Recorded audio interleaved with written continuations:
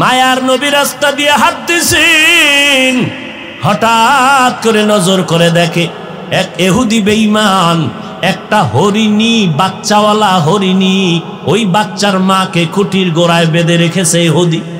হরিণীটাকে 3 দিন খুঁটির গোড়ায় বেঁধে রাখলো। মা পাগলের মতো হয়ে গেছে, বাচ্চাগুলোরে পেলাম না, দুধ দিতে পারি না, কলিজা ছটফট করে। হঠাৎ ওই পথে মায়ার নবী হেঁটে যায়, হরিণী আমার নবীরে মোহাব্বতের সালাম জানায় দিল। সালাম জানাই আবদার জানায়, রহমতের নবী একটু যদি দয়া করতেন, আমাকে একটু ছেড়ে দেন, আমি বাচ্চাগুলোরে দুগ্ধ পান করায় আসবো। নবী চিন্তায় পড়ে গেলেন, আমি যদি খুঁটির গোড়ার থেকে রশিটা ছেড়ে দেই তো মালিকের অনুমতি নেই, হবে না। এখন মালিকের অনুমতি আনতে যেতে হবে। মালিক হলো ইহুদি আর আমি হলাম রাহমাতুল লিল আলামিন। কি করি? আল্লাহ জানায় দিলেন, নবী যান, ইহুদির ঘরে যাবেন, এটা আপনার হেদায়েতের কারণ হয়ে যাবে। নবী দাইয়া ডাক দিয়ে কয়, ইহুদি ভাই, খুঁটির গোড়ায় তুমি হরিণী বেঁধে রেখেছো? বলে হ্যাঁ বেঁধে রেখেছি। কয় একটু সময় ছেড়ে দাও। কে তুমি? বলে আমি আব্দুল্লাহর সন্তান মুহাম্মদ। বলে আমগো বংশের লিডারেরা মোহাম্মদ রে খুঁজে মারার জন্য, তুমি সেই মোহাম্মদ নি? কয় আমি সেই মোহাম্মদ। কেন আসছো? বলে হরিণীটারে 3 দিন বেঁধে রাখছো। বলে হ্যাঁ, একটু যদি ছেড়ে দাও বাচ্চাগুলোর দুগ্ধ পান করাইয়া চলে আসবে। ইহুদি ডাক দিয়ে কয়, রে আব্দুল্লাহর সন্তান, আমি শুনছি আব্দুল্লাহর ছেলে মুহাম্মদের সবাই পাগল বলে, আসলেই তো তুমি পাগল। কারণ একটা হরিণীরে ছেড়ে দিলে বাচ্চারে দুগ্ধ পান করাইয়া আবার চলে আসবে, এটা কেমনে হয়?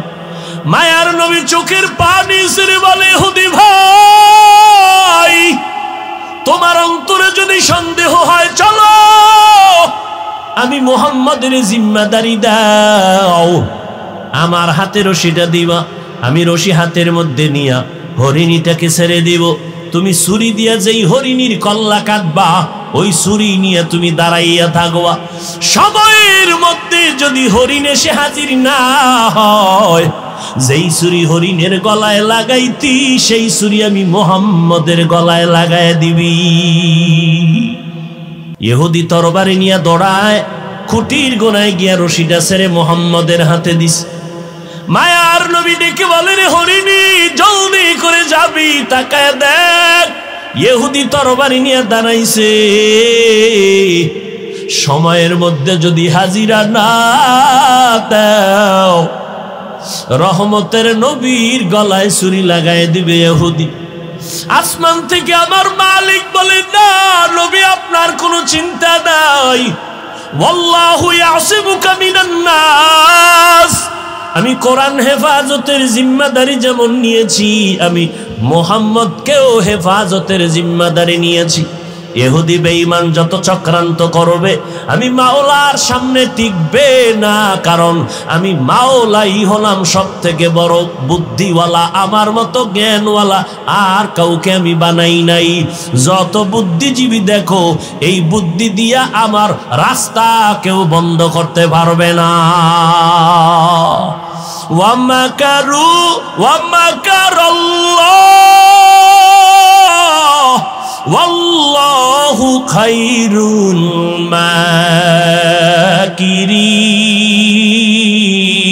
মাকিরিন। কাদের কুদরত দারি বরকামাল, আনতা রব্বি আনতা হাসবি যুল জালাল, তুহি কাদের জলিলুল্লাহ জাহাদার, বহর হালে তুহি মেরা নেগাহদার। মায়ার নবী হরিণীটারে ডেকে বলল, টাইমের মধ্যে আসবি। ইহুদি হাসে, পাগল না, এই হরিণীরে কি কয়, তাড়াতাড়ি টাইমের মধ্যে আসবা। হরিণী বুঝেনি, হরিণী রশি ছেড়ে দাও মাত্র একটা দৌড়, জঙ্গলের ভেতরে গিয়ে ডাক দিছে, কই সন্তানেরা তাড়াতাড়ি আয়, দেরি করা যাবে না। রহমতের নবী দাঁড়াই আছেন, পার্শ্বে ইহুদি তরবারি নিয়ে দাঁড়ানো।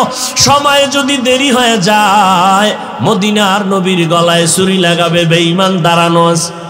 বাচ্চাগুলো মায়ের কণ্ঠ পাইয়া হাজির হয়ে গেছেন। মা তুমি এতদিন আসো নাই, কে বেঁধে রেখেছে ইহুদি, আজকে কেমন করে আসছো? বলে রহমাতুল লিল আলামিন ওই পথ দিয়ে যাওয়ার পরে আমি বলার পরে দয়া করেছে। বাচ্চাগুলো চিল্লায় কয় মা এত দয়া যেই নবী তোমাকে করেছেন, 3 দিন না আরো প্রয়োজনে না খাইয়া থাকবো, দুধে মুখ লাগাবো না, মায়ার নবীকে একটা নজর না দেখিয়া। আমরাও দেখতে চাই। মা বলে চলো। এবার মা দৌড়ায়, বাচ্চাগুলো দৌড়ায়, নবীও দাঁড়ানো, ইহুদি তরবারি নিয়ে দাঁড়ানো। হঠাৎ করে দেখে টাইমের আগে হরিণী তার বাচ্চা নিয়ে হাজির হয়ে গেল নবীর সামনে। আইসা মা এবং বাচ্চাগুলো মাথা নত করলো, মাটিতে কপাল ঠেকাইল। এরপরে বাচ্চার মা মাথা নাড়ায় নাড়ায় যেন নবীর ইশারায় কি বলল। ইহুদি তাকায় দেখতেছে, ডাক দিয়ে কয় আব্দুল্লাহর সন্তান। ওই বাচ্চাগুলো কি যেন বলতে চাইলো, কি বলতে চায়। এবার নবী কয় ইহুদি ভাই, এই বাচ্চা সহ মা প্রথম আমারে সালাম দিয়েছে। আর মা বলেছে ওই বাচ্চাগুলো দুগ্ধ পান করে নাই। আমি রহমাতুল লিল আলামিনের খবর পাইয়া বাচ্চারা পাগল হয়ে গেছে, আমাকে না দেখে মায়ের দুধে মুখ লাগাবে না। এই জন্য বাচ্চাগুলো আমাকে দেখার জন্য হাজির হয়ে গেল, পেটের ক্ষুধা নিবারণের জন্য দুধ পান করে নাই। আর আমার মায়ার নবী এমন মায়ার নবী, যেই নবীর চেহারা মোবারকের দিকে একটা নজর দিলে 7 দিনের ক্ষুধা পর্যন্ত থাকে না। ইহুদি চোখের পানি ছেড়ে চিল্লায় কয় রে মুহাম্মদ, তরবারিটা ফালাইয়া নবীর কদম ধরে কয় রে মুহাম্মদ, জঙ্গলের হরিণী যদি তোমাকে চিনতে পারে আর আমি মানুষ হইয়া যদি চিনতে না পারি, আমার মতো নিমক হারাম কেউ নাই, আমারে মাফ করে দাও আর আমাকে ঈমানের পোশাক পরায় দাও, জান্নাতের মেহমান বানায় দাও। আমার মায়ার নবীর কোনো বয়ান করা লাগে নাই। আমার নবীর আদর্শ দেখে বেঈমান কালেমা পড়ে। আজ ওই নবীর উম্মত হইছু রে যুবক, ওই নবীর উম্মত হইয়া আজকে চেহারার মধ্যে নবীর আদর্শ লাগাইতে পারলি না। কয়দিন আর বাহাদুরি করবি? নজর করে দেখ তোর মতো কত যুবক লাশ হয়ে কবরে গেল। এমন একটা দিন নাই যেই দিন যুবকের লাশের খবর নাই। এই মহামারী চিত্রাং গেল, তুফান গেল কয়েকদিন আগে, এই তুফানের মধ্যে কত বান্দা চলে গেল। বিদেশ থেকে টাকা কামাই করে দেশে এসে বিল্ডিং করলো, আনন্দ করবে, বিল্ডিং এ ঢুকবে মাত্র 2 দিন পরে। মনের বড় আশা, ছেলে মেয়ে নিয়ে ঢুকবে, কিন্তু যখন রাতে তুফান শুরু হলো, বিল্ডিং এর পাশে টিনের ঘরে ঘুমায় গেল। ছোট একটা খাটের ভেতরে বাবা যুবক এক পাশে, স্ত্রী আর পাশে একটা কন্যা সন্তান।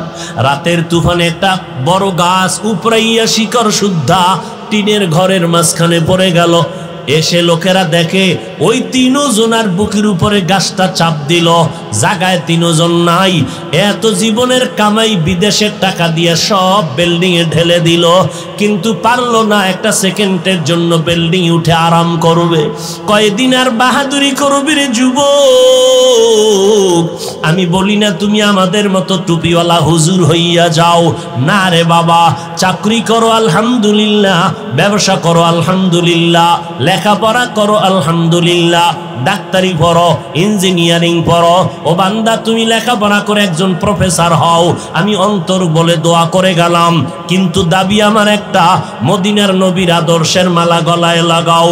এই পর্দার আড়ালের আম্মা জানেরা, আপনারা নবীদের মা, আপনারা সাহাবায়ে কেরামের মা, আপনারা হাফেজে কোরআনের মা, ওলামায়ে আহলে হকের মা, দামি দামি আদর্শ সন্তানের মা। আপনারা খাদিজা রাদিয়াল্লাহু আনহার মতো নারী, ফাতেমা রাদিয়াল্লাহু আনহার মতো নারী, আয়েশা রাদিয়াল্লাহু আনহার মতো নারী, ও আম্মা জান, একটা সন্তান কি পারেন না আদর্শওয়ালা বানায় যাবেন? ডাক্তার হবে, আপনার সন্তান শিখাবেন, আপনার সন্তান ডাক্তারি করিয়াও কোরআন পড়ে পড়ে আপনার জন্য দোয়া করবে। ও আল্লাহর বান্দিরা, ও যুবক, ও বৃদ্ধ বাবাজি, এখনো সময় আছে, তওবা করে নাও। বলবা হুজুর তোমাদের মতো সম্ভব না। না, আমাদের মতো হওয়ার কোনো প্রয়োজন নাই। তোমার লাইনে তাকায় দেখো, তোমার মতো যুবক জীবনে কোনোদিন মাদ্রাসায় যায় নাই, আলিফ বাতা কোনোদিন পড়ে নাই, স্কুলে পড়ে, কলেজে পড়ে, এক বেলার নামাজও বান্দা বাদ দেয় না। যুবকেরা আল্লাহর মহাব্বতে সত্য কথা বলো, আছে না নাই? তুমি নিজে কেন পারবা না? আমার ঘুমের সময় নিজেরে প্রশ্ন করো, তোমার মতো যুবকটা স্কুল কলেজে পড়ে যদি নামাজ পড়ে, তুমি কেন পারো না? তোমার মতো যুবক র্যাব, আর্মি, পুলিশ, বিডিআরের চাকরি করে, এক বেলার নামাজ বাদ দেয় না, বলো যুবক তুমি কেন পারো না? তোমার মতো যুবক রাস্তায় গাড়ি চালায়, এক বেলার নামাজও বন্ধ করে না, তুমি কেন পারো না? তোমার মতো সন্তান নজর করে দেখো, কৃষিকাজ করে, ময়দানে নদীর মধ্যে মাছ ধরে, এক বেলার নামাজ ছাড়ে না, ও বান্দা তুমি কেন পারবা না? তোমার মতো বান্দা নজর করে দেখো, ব্যবসা করে, কত কোটি টাকার মালিক, এক টাকাও হারাম খায় না, নামাজ ছাড়ে না, তুমি কেন পারবা না রে বাবা? অনুরোধ করে বলছি, দলাদলি বুঝি না রে বাবা, আল্লাহর গোলাম হও, নবীর আদর্শের মালা গলায় লাগাও। ওই স্কুল কলেজে পড়ো, চাকরি করো, ব্যবসা করো, পেছনের গুনাহ থেকে তওবা করে আল্লাহকে বলো, আল্লাহ আজকে থেকে আর নামাজ ছাড়বো না, বেপরদায় চলবো না, মা বাবাকে কষ্ট দিব না, নবীর তরিকার বাহিরে চলবো না। আল্লাহর মোহাব্বতের জন্য বান্দা তুমি যদি নিজেকে তৈরি করে নিতে পারো, আজকে যদি তওবার নিয়ত করো, জীবনটা চলিয়া গেল, আর নামাজ ছাড়বা না। মদিনার নবী বলেন, আমি মুহাম্মদ বড় ভয় ভীত, সন্ত্রস্ত, বড় শঙ্কিত। বনি ইসরাইলের হিংসা আর ফাসাদের কারণে দল হয়েছিল ৭২। আমি মুহাম্মদের উম্মতের আরো ভয়, দল একটা বেড়ে যাবে। কত হবে? কুল্লুহুম ফিন্নার ইল্লা মিল্লাতান ওয়াহিদা। সব দলের লোকেরা জাহান্নামে যাবে, এক দলের মানুষ জান্নাতে যাবে। قال النبي صلى الله عليه وآله وسلم إن بني إسرائيل تفرقت على 72 ملة وتفترق أمتي على 73 ملة كلهم في النار إلا ملة واحدة قالوا من هي يا رسول الله قال ما أنا عليه وأصحابي পয়গম্বর বলেন, এই ৭২ দল আরো একটা দল হবে, টোটাল ৭৩ দলের মধ্যে ৭২ দল মানুষেরা জাহান্নামে যাবে, একদল মানুষ জান্নাতে যাবে। চান্দিনার মুসলমানেরা কলবের মধ্যে রেকর্ড করে নাও, মোবাইলে রেকর্ড করে লাভ নাই, কারণ মোবাইল একটা গজবের নাম। মোবাইলে ফ্যামিলি ধ্বংস করলো, এই মোবাইলের কারণে চরিত্র নষ্ট হয়ে গেল, এই মোবাইলের কারণে সন্তানের লেখাপড়া ধ্বংস হয়ে গেল, এই মোবাইলের কারণে সন্তান মা বাবার মোহাব্বত ধ্বংস হয়ে গেল, এই মোবাইলের কারণে স্বামী আর স্ত্রী পর্যন্ত আলাদা হয়ে গেল, এই মোবাইলের কারণে তাজা তাজা প্রাণওয়ালা যুবকের গলায় ছুরি লাগলো, এই মোবাইলের কারণে আজ যৌবন শেষ, জীবন শেষ, চেহারা পর্যন্ত নষ্ট, ব্রেন নষ্ট, চোখের পাওয়ার নাই, কানের পাওয়ার নাই, হার্ট দুর্বল। ও বান্দা, রাতের দেওয়া আল্লাহর নেয়ামতের ঘুম নাই, অথচ সারাদিন 12 ঘন্টা যদি তুই ঘুমাও, রাতের 1টা ঘন্টার বরকত 12 ঘন্টায় পাবি না। মোবাইলের গজবে রাতের নেয়ামতের ঘুম কেড়ে নিল। সমস্ত দুনিয়ার স্বাস্থ্য বিজ্ঞানীরা বলে, সারা রাতের ঘুম সারা দুনিয়ার মানুষের জন্য শরীরের মহা ঔষধ। আর সেই নেয়ামতের ঘুমটা কাটাইলি না, ঘুমাইলি না, সজাগ হইয়া কাটাইলি, কি করে? মোবাইলের স্ক্রিনে তাকাইয়া কবিরা গুনার প্র্যাকটিস করে। বেগানার চেহারা দেখে দেখে কাটাইলি, আয়নার সামনে তাকায় দেখ তোর চেহারায় কোনো আকর্ষণ নাই, কাটন হয়ে গেছো। আবার নবীর সুন্নতের জবাই করে বেঈমানের পা চাটা গোলাম হইয়া চুলগুলো কেটে ভাল্লুক আর ইন্দুর বান্দর হয়ে আছো। চুল কাটার মধ্যে কি আমার মদিনার নবীর আদর্শ নাই? মদিনার নবীর আদর্শ বাদ দিয়ে কেন বেঈমানের পা চাটা গোলাম হয়ে গেল?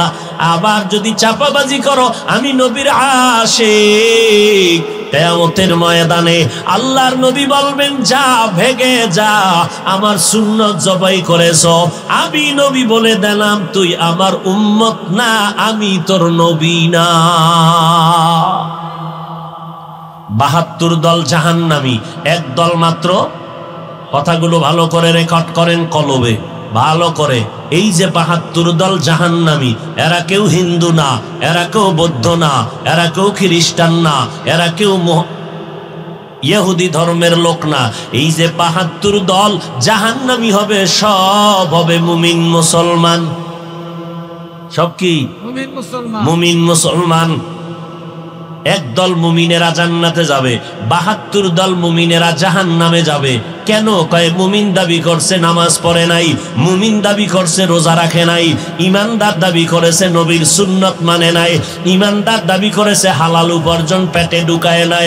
এত বড় কপাল পোড়া, এত বড় গাদ্দার, নিজেও হারাম খাইয়া নিজের কলিজাটারে নষ্ট করেছে, ঘরের নাবালেক বাচ্চাগুলোকেও হারাম খাওয়াইয়া তাদের রক্ত নাপাক করেছে। এর মতো আল্লাহর দুশ্মন, মানবতার দুশ্মন এই জমিনে কেউ হতে পারে না। বলো সন্তানের বাবারা, তোমার শিশু বাচ্চার তো কোনো গুনাহ নাই, কোন অপরাধের কারণে ওরে সুদের টাকা দিয়ে খানা খাওয়াইতেছো? বলো। ওর রক্ত তো, তোমার ঘরের স্ত্রীর রক্ত তো পিওর, ওই বাচ্চাটার কোনো আমল নামা নাই, গুনাহ নাই, এরপরও গায়ের জোরে খাওয়াইতেছ। লিখে রাখো এই সন্তান কোনোদিন মানুষ হবে না। লিখে রাখো, আল্লাহর কসম করে বলছি, এই হারাম খাওয়াইয়া সন্তানরে বড় বানাবা, মরণের আগে সন্তান কোনোদিন মা বাবার খেদমত করবে না। আল্লাহ হেদায়াত দান করুন। আরো জোরে বলেন।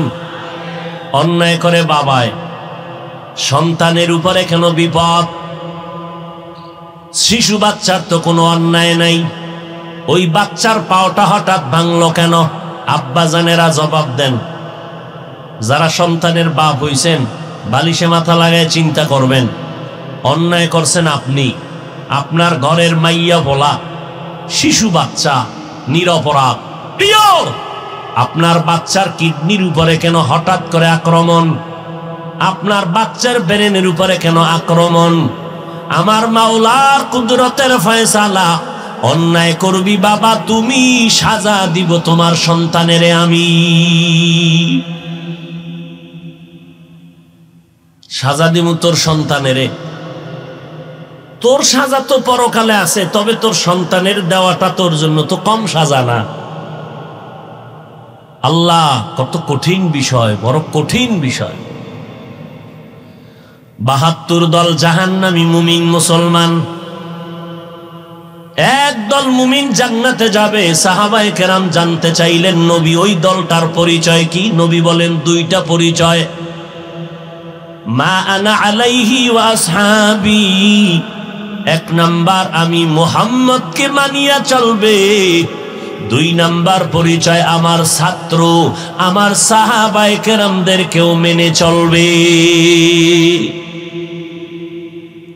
কি বুঝলেন?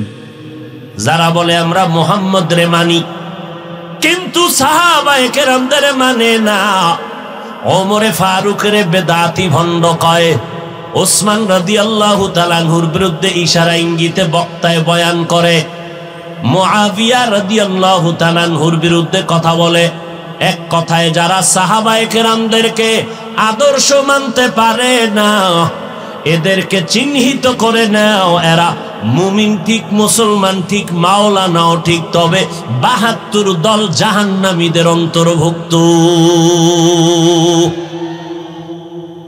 সাহাবায়ে কেরামদের বিরুদ্ধে কথা বলনেওয়ালা আসেনি? কথা বলেন না কেন? আরে ভাই কেমনে বলি, বলতেই তো হবে। গীবত হলেও বলতে হবে, কারণ গীবত করা হারাম। 4 কারণে গীবত করা ওয়াজিব। ইসলামের ব্যানার লাগাইয়া যদি কোনো মাওলানা মুমিনের ঈমান চুরি করে, আমল চুরি করে, আহলে হক আলেমদের দায়িত্ব তার নাম, গোষ্ঠী, শুদ্ধা, ঠিকানা সহ উম্মতের জানাইয়া উম্মতের সতর্ক করো, ওই ভণ্ডের কাছে যেন না যায়। গীবত হইলেও এই গীবতে সওয়াব হবে। ইসলামের ব্যানার টানাইয়া একজন মাওলানা বয়ান করে বলে জুমার নামাজের আগে সুন্নতের প্রয়োজন নাই। আর একজন মাওলানা বলে নবীরা ভুল করেছিলেন, আমার আল্লাহ নবীদের দিয়া ভুল করাইছেন। এটা ইন্ডিয়ার খবর না, বাংলাদেশের তাজা খবর। আর একজন মাওলানা তিনি ইসলামের ব্যানারে থেকে বলেন কোরআন শরীফের মধ্যে জাল আছে, জাল। বলে কি পরিমাণ জাল? বলে হাদিসের থেকেও বেশি জাল। নাউজুবিল্লাহ আসে না? না, একটু চিন্তা করেই বলেন, কারণ আপনার হুজুরে যদি বলে তাহলে তো একটু নাউজুবিল্লাহ চিন্তা করেই বলতে হবে। আওয়ামী লীগওয়ালারা কয় নাই কোরআনের মধ্যে জাল আছে, বিএমপির কেউ বলে নাই কোরআনের মধ্যে জাল আছে। কে বলেছে? ইসলামের ব্যানার টানাইয়া মাওলানা নামের টাইটেল লাগাইয়া বলে কোরআনের মধ্যে জাল।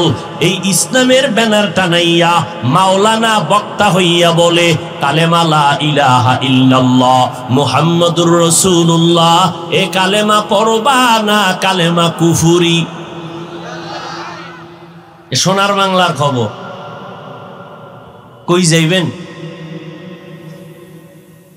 ওই মাওলানা সাহেব কোরআনের মধ্যে জাল আছে, নবীরা ভুল করেছেন, কালেমা কুফরি বলার কারণে যেমন ভণ্ড। তোমরা যারা সেই বক্তা মাওলানার ভক্ত দাবি করিয়া চুপ থাকবা, প্রতিবাদ যদি না জানাও, তুমি চুপ থাকার কারণে তুমিও ভণ্ড। মেরা এজাজো করদন বেহিসাব খলকে রাদাদন জওয়াবে বাসওয়াব হক নাদারাত দোস্তে খলকা জারেরা নিস্তে ই খসলত একে দিনদারেরা। বেঈমানের কাছে তাবলীগ করব। এই তাবলীগের দুশমনেরা কয় তোমরা মুসলমানের কেন তাবলীগ করো? তোমরা হিন্দুদের কাছে যাও, হিন্দুদেরকে দাওয়াত দাও, খ্রিস্টানদেরকে দাওয়াত দাও, তাদের কাছে আমার মোহাব্বতের দাবি। আমারে তোমরা মিলিয়া সবাই হিন্দু পাড়ায় পাঠায় দাও, যাব। আমাকে তোমরা খ্রিস্টান পাড়ায় পাঠাও, গির্জায় গিয়া দাওয়াত দিব। কিন্তু কখন? 12টা মাস ফজরের পরে বয়ান, জহুরের পরে বয়ান করলাম বিবাড়িয়া নবীনগর, এখন বয়ান করি এখানে, আগামী আবার রাত্রে চলে যাব আর এক জায়গায়। 12টা মাস 365 দিনের একটা দিনও কম নাই। ফজরের পরে বয়ান, মাগরিবের পরে বয়ান, এশার নামাজের পরে বয়ান। পারলে মানুষ চায় ফজরের আগে বয়ান দিবেন, রাত্র 3টায় দিলেও নিবে, রাত্র 4টায় দিলেও নিবে। এই বয়ানগুলো কারে করি? মুসলমানের এই তো করি, পায়ে দইরা দইরা বয়ান করি। মনে হয় জানো আপনাদের টাকার কেনা গোলাম আমি, এত বিনয় হইয়া বয়ান করি, পায়ে ধরে ধরে বয়ান করি। বয়ান করে কি বুঝাই জানেননি? চরমনাই না গেলে জাহান্নামে যাবে, তাবলীগ না করলে জাহান্নামে যাবে। এই কথা তো একবারও বলি না। পাঁচকল্লি টুপি মাথায় না দিলে জাহান্নামে যাবে, একবারও বলি না। কওমি মাদ্রাসায় না পড়লে গুনাহ হবে, একবারও বলি না। এত চিল্লাইয়া 12টা মাস খানা নাই, ঘুম নাই, এত কষ্টের উপরে কষ্ট। ও আল্লাহর বান্দারা, বুঝাইয়া এত চিল্লাইয়া 2টা স্লোগান অন্তরে ঢুকাইতে চাই। ও দুনিয়ার নবীর আশিকের দল, 2টা স্লোগান কলবের মধ্যে ঢুকাও। যতদিন বেঁচে থাকবা গোলামি করবা আমার আল্লাহর, যতদিন বেঁচে থাকবা আদর্শ মানবা মদিনাওয়ালার। আর কারো গোলামি করা যাবে না, আর কারো আদর্শ মানা, কোন পীর সাহেবের গোলামি করা যাবে না, হারাম। কোন পীরের আদর্শ মানা যাবে না, হারাম। আল্লাহর গোলামি কেমনে করবা? অন্ধের মতো, অন্ধের মতো গোলামির ব্যাখ্যা হলো কোনো প্রশ্ন নাই, এটা এমন কেন, ওটা এমন কেন। অন্ধ ভক্ত হইয়া আল্লাহর গোলামি করবা, অন্ধ ভক্ত হইয়া নবীর আদর্শ মানবা, প্রশ্ন করা যাবে না নবী এমন কেন বললেন, নবী এমন কেন করলেন। অন্ধ ভক্ত হইবা দুইজনার, একমাত্র আল্লাহ আর নবীজির। আর দুনিয়াতে কারো অন্ধ ভক্ত হওয়া জায়েজ নাই, হারাম। আব্বা আম্মার ভক্ত হও, তবে অন্ধ না। পীর সাহেবের ভক্ত হতে পারবা, তবে অন্ধ না। ওস্তাদের ভক্ত হওয়া জায়েজ, তবে অন্ধ না। বক্তা সাহেবের ভক্ত হবেন, তবে অন্ধ না। তো কেমন ভক্ত? চোখ কান খোলা রাইখা ভক্ত হব। আমি আমার বক্তাকে মানি, আমার পীরকে মানব, আমার আব্বা আম্মাকে মানব, আমার আলেমকে মানব, ইমাম সাহেবকে মানব। কতক্ষণ? আমার আল্লাহ আর নবী মানবেন যতক্ষণ। এর থেকে আর সহজ কথা আছে? বলেন। এরে নবীর উম্মতের দল, ভালো করে বুঝো, এই জমিনের মধ্যে যারা আল্লাহর কোরআনের উপরে কথা বলবে, এখানে কোনো ছাড় নাই। যারা আমার নবী নিয়ে মন্তব্য করবে উল্টা, এখানে কোনো ছাড় নাই। কথা ঠিক নেই? বড় মুসিবত। এমন এক সময় আমরা জীবনটাকে রাস্তায় চালাইতেছি, কচু পাতার উপরে জীবনটা আছে, ঈমান নিয়া মরব, পরের কথা, বেঁচে থাকা বড় কঠিন। মানুষের পায়ে ধরে ধরে কই, ভাই সুযোগ পাইলে নামাজটা পড়েন, চাইরেন না নামাজ। এক হুজুরে কয় এত ইবাদত লাগবে না, আর এক হুজুরে কয় বিতিরের নামাজ প্রতিদিন পড়া লাগবে না, যদি মাঝে মাঝে পড়ো পুরাটাও লাগবে না, এক রাকাত শর্টে মারবা, এক রাকাত মাইরে দিও, 3 রাকাত দরকার নাই। আচ্ছা আমাকে একটা নিরপেক্ষ জবাব দেন, এতক্ষণ যা শুনাইছি এটা একদিকে গেছে, এবার নিরপেক্ষ একটা জবাব দিবেন। নিরপেক্ষ বলতে নিরপেক্ষ কোনো মানুষ নাই, নিরপেক্ষ কোনো কথা নাই, আল্লাহ এবং রসুলের মহব্বতে জবাব দিবে। এটা হলো নিরপেক্ষের ব্যাখ্যা। কি? নবীরা ভুল করেছেন, আল্লাহ ভুল করাইছেন, কোরআনে জাল আছে, কালেমা কুফুরি, বিতির লাগবে না, জুমার আগে সুন্নত লাগবে না, কাজা নামাজ লাগবে না। এই সমস্ত কথা আপনাদের মতো মানুষকে বয়ান কইরা যদি আমি মাওলানা বলি, এবার প্রশ্ন কিন্তু এখনো করি নাই, এই সমস্ত কথা সাধারণ মুসলমানকে বললে যুবকেরাও ভেবেচিন্তে জবাব দিবেন, ইসলামের উপকার কি হবে? এই প্রশ্ন আমার, খুব চিন্তা করে বলবেন। কাজা নামাজ লাগবে না এই কথা বললে ইসলামের লাভ কি? হ্যাঁ, নবীরা ভুল করেছেন, সাহাবায়ে কেরাম ভুল করেছেন, এই সমস্ত বয়ান আপনাদের শুনাইলে ইসলামের উপকার কি বলেন তো? কোরআন শরীফে জাল আছে, এই কথা বলার দ্বারা ইসলামের লাভ কি? হ্যাঁ, আহা, আশ্চর্য হওয়ারও তেমন কিছু না, কারণ ১৫০০ বছর আগে রসুল ইনজেকশন দিয়েই গেছেন। قال النبي صلى الله عليه وآله وسلم ألا إن شر الشر شرار العلماء وإن خير الخير خيار العلماء। এ দুনিয়ার উম্মতের দল, দুনিয়াতে উলামা থাকবে 2 দল, এক দল ভণ্ড আর এক দল হক। উলামা এক দল ভণ্ড, এদের মতো খারাপ আলেম মানুষ জমিনে আর কেউ হবে না। আবার এক দল উলামা থাকবে চূড়ান্ত ভালো, এদের মতো ভালো মানুষ জমিনে আর থাকবে না। প্রশ্ন বড় জটিল। হাফিজ ভাই, মদিনার নবী উলামায়ে কেরামদেরকে মাথার মুকুট বললেন, কলিজা মেনে নিল, দিলটা শান্ত হলো, কিন্তু উলামাদের এক দলকে নবী খারাপ বললেন কেন? তার 1 সেকেন্ড 5 সেকেন্ডে জবাব নিয়ে নাও। এই জমিনে লক্ষ লক্ষ গাঞ্জাখোরেরা, মদখোরেরা, জুয়া খেলনেওয়ালারা ইসলামের যেই পরিমাণ ক্ষতি করতে না পারবে, একজন টুপিওয়ালা ভণ্ডের দ্বারা ইসলামের ক্ষতি আরো 1000 গুণ বেশি হয়ে যাবে। আল্লাহ হেদায়াত দান করুন। আল্লাহ মুমিনকে কেন বললেন সাহায্য কামনা করো? বেঈমানকে কেন বলেন না বেঈমানেরা জান্নাত পাবে না, জান্নাত পাবে শুধু মুমিন। আবার মুমিনের মধ্যে ৭২ দল জাহান্নামী, এক দল জান্নাতি। ওই এক দলের পরিচয় শুধু মুহাম্মদ রে মানলে হবে না, সাহাবায়ে কেরামদেরকেও মানতে হবে। যারা হজ করছেন এরকম কোন আশেক থাকলে একটু বেয়াদবি মাফ করবেন, হাত দেখাইতে লজ্জা হবে। দেখান তো কারা হজ করে আইছেন, মক্কা মদিনায় গেছেন, আল্লাহ কবুল করেন। এত কম মানুষ, হাত নামান। আজকে থেকে নিয়ত করবেন হজ ফরজ হয়ে রয়েছে, খবর নাই, আসলে কপালে থাকতে হবে। তো বিষয়টা হলো এইটা, হজের টাকা আছে অনেকের, কপালে নাই, যাবে কেমনে? টাকা আছে, কয় যাও না কেন? কয় আব্বা আম্মারে না নিয়ে কেমনে যাই? শয়তানে লাগাইছে এক পেস। এবার মা বাপ মরে গেছে, এবার চলো, কেন মাইয়া বলা ছোড়ো, কেমনে যাই? আর এক পেস। সন্তান বড় হয়ে গেছে, এখন চল, কয় না বিয়া না দিয়ে কেমনে যাই? এইরকম প্যাচে প্যাচে আল্লাহর বান্দা হজের বাইতুল্লাহর কিনারায় যেতে পারে না। এরে নবীর উম্মতের দল, আমার আল্লাহ বলেন, দুনিয়ার মানুষ তোমরা সাহায্য কামনা করো কেন? আমি আল্লাহ তোমাদের এত দুর্বল করে বানাইছি, এত দুর্বল করে আমি কোন প্রাণী জমিনে বানাই নাই।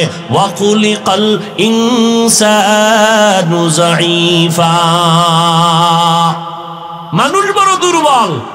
কেমন দুর্বল? খানার বেলায় দুর্বল, ঘুমের বেলায় দুর্বল, কথা বলতে দুর্বল, হাঁটার বেলায় দুর্বল। ঢাকা চিড়িয়াখানায় লেখা আছে একটা বাঘের দৈনিক খাদ্য 17 কেজি গোশত। আসেনি চান্দিনা কোনো খাদক 3 বেলায় 17 কেজি মারবে? নাই। হুজুর না থাকলে কি হইব? চান্দিনা থানার ডায়েরি ফিল আপ হয়ে গেছে, মামলা আর হামলা। খাই জিন্দেগির জন্য পারে না আদা পোয়া, কিন্তু 1.5 কেজি লয়ে টানাটানি। ডাক্তার রেড সিগন্যাল দিছে, মিষ্টি খাবি না, খাইলেই গজব আসবে। রোগ আছে না নাই? আল্লাহর বান্দারে কে ফিরায়? শুনছে মিলাদুন নবীর জেলাফি দেয়, সবে বরাতের জেলাফি, দৌড়াইয়া মসজিদে হাজির। হ্যাঁ গিয়া জেলাফি খাইতে গেছে, 1 ফোঁটা লইছে, নিয়া বগলের তলে নিয়া আর 1 হাত বাড়ায় দিছে, আর 1 ফোঁটলা নিবে। এক বেচারা পিছনে তাকায় দেখে আমি একটাই পাই নাই, এই 2টা লয়ে টানে কেন? বগলের তলের লয়ে দিছে, দৌড় ধরছে পিছন দিয়া তারে, দইরা হোমানে কিলাকিলি, জেলাফি পায়ের তলে ভর্তা। এমন কিলাকিলি লাগছে না জেলাফি ভাইলো না আরামে দুটো কথা বলতে পারলো, এমন কিলাকিলি। মসজিদ থেকে বাইর হইয়া আসমানের ডাকায় কয়, আসমানের দিকে নজর করে, আল্লাহ তুমি আসনি? কয় আসি। এই মসজিদে আর আইনো না খোদা, জেলাফি পাইলাম না কেন? এর নাম বাঙালি। এর নাম কি? বাঙালি। আমরা খানার বেলায় বড় দুর্বল। বড় বড় সমুদ্রের ভেতরে বড় বড় মাছ আছে, নীলতিমি। একটা নীলতিমির দৈনিক খানা 1000 কেজি চিংড়ি মাছ। কে খাওয়ায়? বড় বড় পাহাড়, কোহে কাফ, ওই পাহাড়ে প্রাণী বসবাস করে, সিমরক। একটা সিমরগের জন্য দৈনিক খানা 40টা মোটা তাজা হাতি। কে খাওয়ায়? সমুদ্রের একটা মাছ না খাইয়া মরে না, জঙ্গলের কোনো প্রাণী না খাইয়া মরে না। আশরাফুল মখলুকাত মানুষ কেন না খাইয়া কষ্ট পায়? গাদ্দারি করো যে, এই জন্য। জঙ্গলের প্রাণী আল্লাহর ডিউটি পালন করে, কারোর সাথে বেয়াদবি করে না। নদীর মাছ বেয়াদবি করে না, এই জন্য ওদের রিজিক বন্ধ হয় না। আর মানুষ, আমার আল্লাহর দেওয়া বাতাস, আমার আল্লাহর দেওয়া সূর্যের আলো, চাঁদের আলো, এত নেয়ামত পাইছো। এই জমিনটা নিজের টাকা দিয়ে কিনছেন, রেজিস্ট্রি করলেন, করিয়া এবার মিস্ত্রি ভাড়া করলেন, রড সিমেন্ট বালু দিয়া 3 তলা বিল্ডিং করলেন, ডুপ্লেক্স। বিল্ডিং করার পর 65টা ইওয়ালাও বিচারায় কয় ট্যাক্স দিবা আগামী বছর। আরে আমার টাকা, আমার বিল্ডিং, মিস্ত্রি খরচ আমার, রড বালু সিমেন্ট আমার, ট্যাক্স নিতেছে সরকার। আল্লাহ কয় নজর করে দেখ, তোর টাকার বাড়ি করার পরেও শান্তি নাই, সরকার ট্যাক্স নেয়, আর আমি আল্লাহ আমার জমিনটা তোদের ফ্রি দিয়ে দিলাম, কোনো ট্যাক্সই নাই। আমি আল্লাহর এখনো চিনস না রে নিমক হারাম। আমি আল্লাহ কেমন দয়াময়, তোর শ্বাস করতে কষ্ট হয়, হসপিটালে দৌড়ায় গেলি, অক্সিজেনের পাইপ লাগাইলো, কম্পিউটারে টাইম উঠলো, বিল দিতে হয়। আল্লাহ বলেন নজর করে দেখ, আমি আল্লাহ তোর জন্য বাতাসটারে ফ্রি বানায় দিলাম, কোনো বিল নাই। পানি দরকার, দোকানে যাবি, পানির বোতল 10 টাকা 15 টাকা, আমি আল্লাহ পানিটারে তোর জন্য ফ্রি বানায় দিলাম। ও বান্দা নজর করে দেখ, সূর্যের আলো ধরে ধরে মানুষেরা এটাকে বিদ্যুৎ আবিষ্কার করে ঘরে ঘরে বিদ্যুৎ দিয়া মাসে মাসে বিল নেয়। আল্লাহ কয় আমার সূর্যের আলো বান্দা তোদের জন্য ফ্রি দিলাম, 1 টাকাও জীবনে বিল চাইলাম না। কেন? আমি আল্লাহ তোদের বেশি মোহাব্বত করি, এই জন্য সব ফ্রি দিয়া দিলাম। আল্লাহ আমাদের বেশি মোহাব্বত করেন, এই জন্য এত অন্যায় করার কারণেও আল্লাহ রাগ করেন না। আবার আর এক জায়গায় আর একটা মোহাব্বতের লোক আছে, রাহমাতুল লিল আলামিন, তিনি আমাদের নবী। এই জন্য অন্য নবীর উম্মতেরা গুনাহ করলে চেহারা পাল্টায়া যাইতো, আমরা আখিরি নবীর উম্মত হওয়ার পরে গুনাহ করার কারণে চেহারা কেন পাল্টায় না? একমাত্র রাহমাতুল লিল আলামিনের উম্মত হওয়ার বরকতে। কিন্তু চিনলি না রে মানুষ, ওই নবী কেমন, যেই নবীকে